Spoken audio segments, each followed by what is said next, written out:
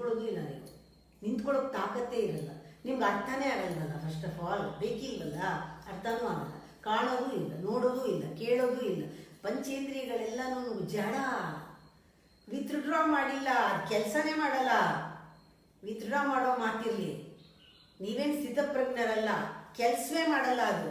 ಅದರಲ್ಲೂ ಸ್ಪಿರಿಚುಯಾಲಿಟಿ ಹೇಳ್ಬಿಟ್ರಂತೂ ವರ್ಕೇ ಆಗಲ್ಲ. ನಂಗೆ ಇದೆಲ್ಲ ಅರ್ಥನೇ ಆಗಲ್ಲ. ಭಾಷೆ ಎಲ್ಲ ನಿಮ್ಮ ಮಾತೆಲ್ಲ ಹಿಂಗೆ ಹೊಟ್ಟೋಯ್ತು ಅಂತೀರ. ನಮ್ಮ ಥರ ಮಾತಾಡ್ರಿ ಅಂತ ಕೇಳ್ತಾರೆ ನನಗೆ. ನೀವು ಮಾತಾಡೋದು ಹೀಗೆ ಹೊಟ್ಟೋಗುತ್ತೆ, ನಮಗೇನು ಅರ್ಥ ಆಗಲ್ಲ. ನಮ್ಮ ಥರ ಮಾತಾಡಿ, ನೀವು ಲೆಕ್ಕಾಚಾರ ಹೇಳಿ. ನಮ್ಮ ಧರ್ಮ ಹೀಗೆ ಹೇಳಿ. ಅಧರ್ಮ ಅಲ್ವಾ? ಧರ್ಮ ಅಧರ್ಮಕ್ಕೂ ಮೀರಿದವರು ಅವ್ರ ಜೊತೆ ಇರೋಕ್ಕಾಗದೇ ಇಲ್ಲ. World of difference. ಅದೇ ಬೇರೆ ಪ್ರಪಂಚ, ಇದೇ ಬೇರೆ ಪ್ರಪಂಚ.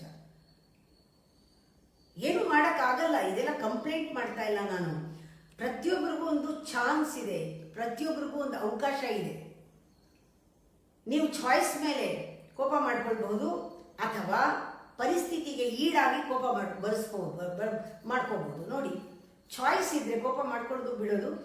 ಮಾಡ್ಕೊಳ್ಳಲ್ಲ ನಾನು ಅಂತ ಆ ಒಂದು ವಿವೇಕನಾದ್ರೂ ಬರುತ್ತೆ. ಚಾಯ್ಸ್ ಇದೆ, ಚಾಯ್ಸ್ ನಿಮ್ದಾಗಿರ್ಬೇಕು.